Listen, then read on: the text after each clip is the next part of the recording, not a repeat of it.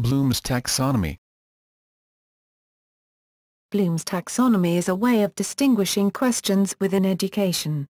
It is named for Benjamin Bloom, who chaired the committee of educators that devised the taxonomy, and who also edited the first volume of the standard text, Taxonomy of Educational Objectives, the classification of educational goals.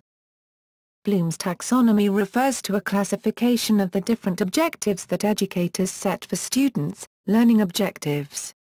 It divides educational objectives into three domains: cognitive, affective, and psychomotor, sometimes loosely described as knowing head, feeling heart, and doing hands respectively.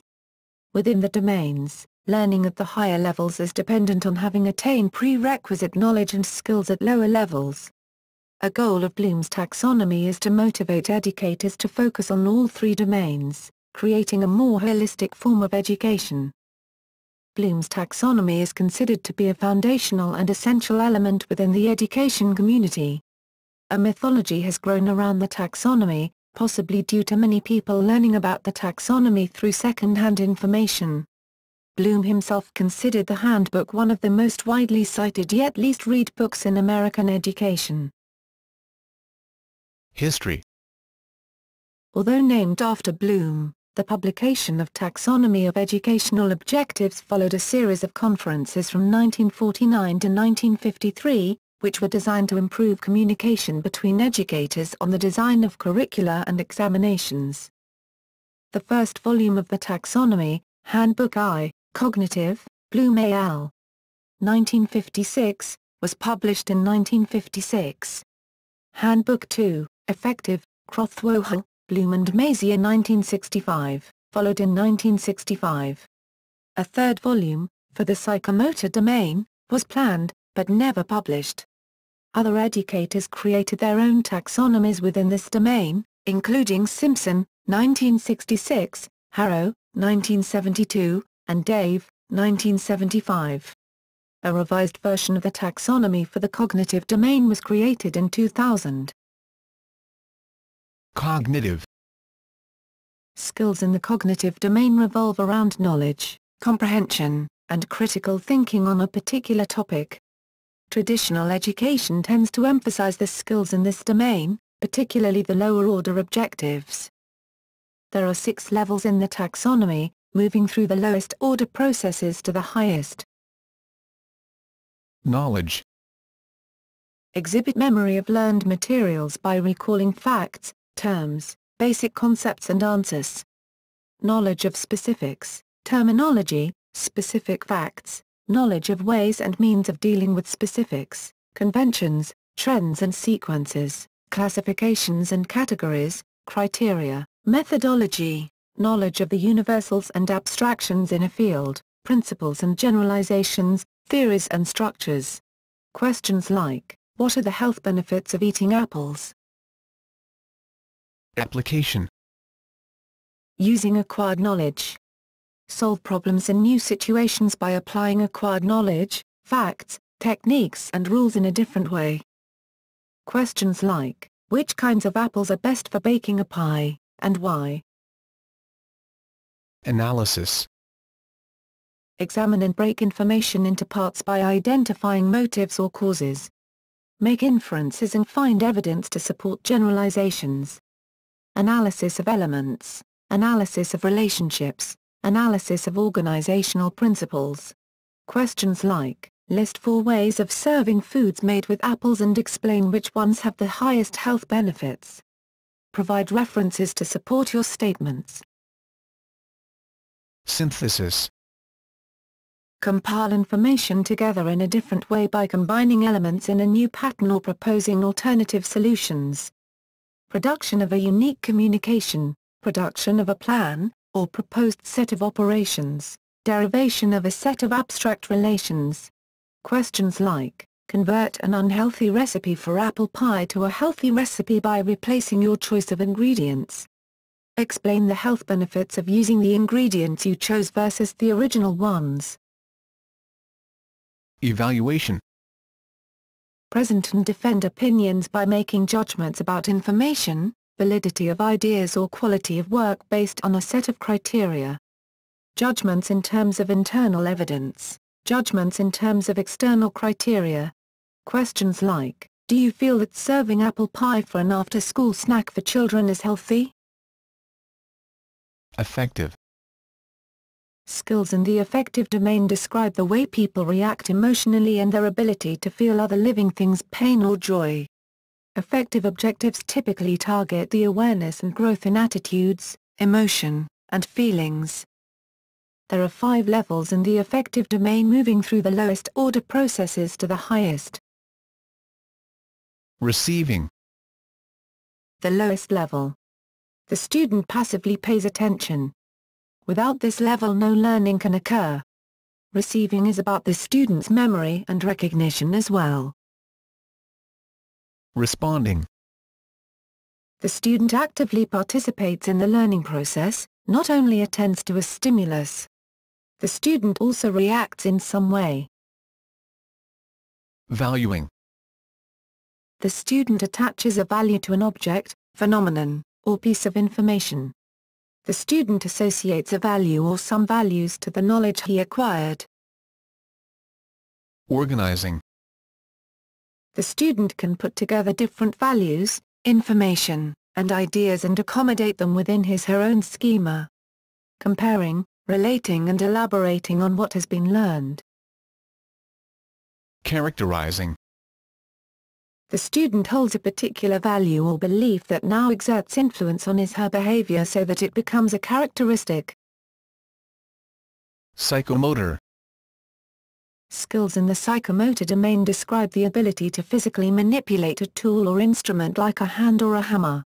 Psychomotor objectives usually focus on change and/or development in behavior and/or skills. Bloom and his colleagues never created subcategories for skills in the psychomotor domain, but since then other educators have created their own psychomotor taxonomies. Simpson, 1972, proposed the following levels. Perception. The ability to use sensory cues to guide motor activity. This ranges from sensory stimulation, through cue selection, to translation. Examples: detects nonverbal communication cues. Estimate where a ball will land after it is thrown and then moving to the correct location to catch the ball. Adjusts heat of stove to correct temperature by smell and taste of food. Adjusts the height of the forks on a forklift by comparing where the forks are in relation to the pallet. Keywords: chooses, describes, detects, differentiates, distinguishes, identifies, isolates, relates, selects. Set. Readiness to act. It includes mental, physical, and emotional sets. These 3 sets are dispositions that predetermine a person's response to different situations, sometimes called mindsets. Examples: knows and acts upon a sequence of steps in a manufacturing process. Recognize one's abilities and limitations. Shows desire to learn a new process, motivation. Note: this subdivision of psychomotor is closely related with the responding to phenomena subdivision of the affective domain. Keywords: begins, displays, explains, moves, proceeds, reacts, shows, states, volunteers. Guided response. The early stages in learning a complex skill that includes imitation and trial and error. Adequacy of performance is achieved by practicing. Examples: performs a mathematical equation as demonstrated. Follows instructions to build a model. Responds to hand signals of instructor while learning to operate a forklift. Keywords: copies, traces, follows, react, reproduce, responds. Mechanism. This is the intermediate stage in learning a complex skill. Learned responses have become habitual and the movements can be performed with some confidence and proficiency. Examples: use a personal computer. Repair a leaking tap. Drive a car. Keywords: assembles, calibrates, constructs, dismantles, displays, fastens, fixes, grinds, heats, manipulates, measures, mends, mixes, organizes, sketches. Complex overt response. The skillful performance of motor acts that involve complex movement patterns. Proficiency is indicated by a quick, accurate, and highly coordinated performance, requiring a minimum of energy. This category includes performing without hesitation, and automatic performance. For example, players will often utter sounds of satisfaction or expletives as soon as they hit a tennis ball or throw a football, because they can tell by the feel of the act what the result will produce. Examples: maneuvers a car into a tight parallel parking spot. Operates a computer quickly and accurately. Displays competence while playing the piano. Keywords: assembles, builds, calibrates, constructs, dismantles, displays, fastens, fixes, grinds, heats, manipulates, measures, mends, mixes, organizes, sketches. Note: the keywords are the same as mechanism, but will have adverbs or adjectives that indicate that the performance is quicker, better, more accurate, etc. Adaptation. Skills are well developed and the individual can modify movement patterns to fit special requirements. Examples: responds effectively to unexpected experiences. Modifies instruction to meet the needs of the learners. Perform a task with a machine that it was not originally intended to do, machine is not damaged and there is no danger in performing the new task. Keywords: adapts, alters, changes, rearranges, reorganizes, revises, varies. Origination. Creating new movement patterns to fit a particular situation or specific problem. Learning outcomes emphasize creativity based upon highly developed skills. Examples: constructs a new theory. Develops a new and comprehensive training programming. Creates a new gymnastic routine. Keywords: arranges, builds, combines, composes, constructs, creates, designs, initiate, makes, originates. Definition of knowledge. In the appendix to Handbook I, there is a definition of knowledge which serves as the apex for an alternative, summary classification of the educational goals. This is significant as the taxonomy has been called upon significantly in other fields such as knowledge management, potentially out of context. The taxonomy is set out. 1.00 Knowledge. 1.10 Knowledge of specifics. 1.11 Knowledge of terminology. 1.12 Knowledge of specific facts. 1.20 Knowledge of ways and means of dealing with specifics. 1.21 Knowledge of conventions. 1.22 Knowledge of trends and sequences. 1.23 Knowledge of classifications and categories. 1.24 Knowledge of criteria. 1.25 Knowledge of methodology. 1.30 Knowledge of the universals and abstractions in a field. 1.31 Knowledge of principles and generalizations. 1.32 Knowledge of theories and structures. 1.10 Knowledge of specifics. 1.11 Knowledge of terminology. 1.12 Knowledge of specific facts. 1.20 Knowledge of ways and means of dealing with specifics. 1.21 Knowledge of conventions. 1.22 Knowledge of trends and sequences. 1.23 Knowledge of classifications and categories. 1.24 Knowledge of criteria. 1.25 Knowledge of methodology. 1.30 Knowledge of the universals and abstractions in a field. 1.31 Knowledge of principles and generalizations. 1.32 Knowledge of theories and structures. Criticism of the taxonomy. As Moorehead, 1965, pointed out on the publication of the second volume, the classification was not a properly constructed taxonomy, as it lacked a systemic rationale of construction. This was subsequently acknowledged in the discussion of the original taxonomy in its 2000 revision, and the taxonomy re-established on more systematic lines. It is generally considered that the role the taxonomy played in systematizing a field was more important than any perceived lack of rigor in its construction. Some critiques of the taxonomy's cognitive domain admit the existence of these 6 categories, but question the existence of a sequential, hierarchical link. Often, Educators view the taxonomy as a hierarchy and dismiss the lowest levels as unworthy of teaching. The learning of the lower levels enables the building of skills in the higher levels of the taxonomy. This scaffolding process is an application of Vygotskian constructivism.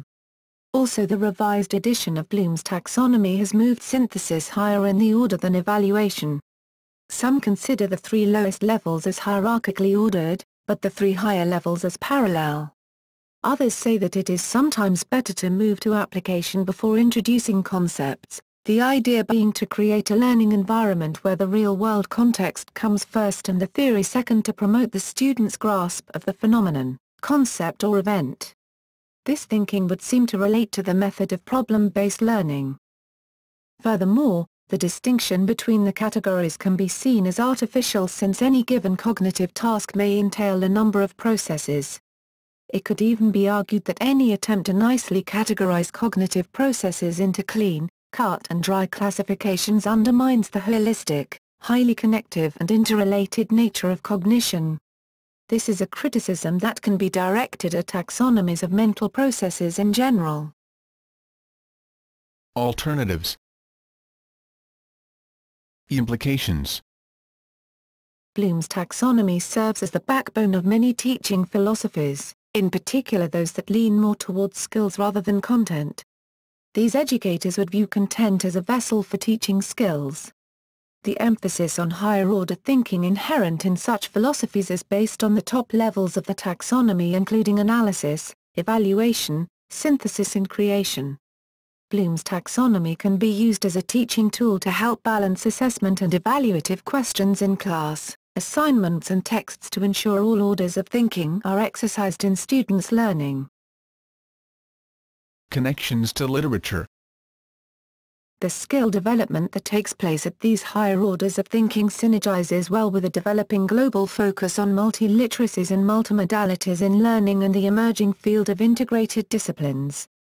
The ability to interface with and create media would draw upon skills from multiple levels of the taxonomy including analysis, application and creation.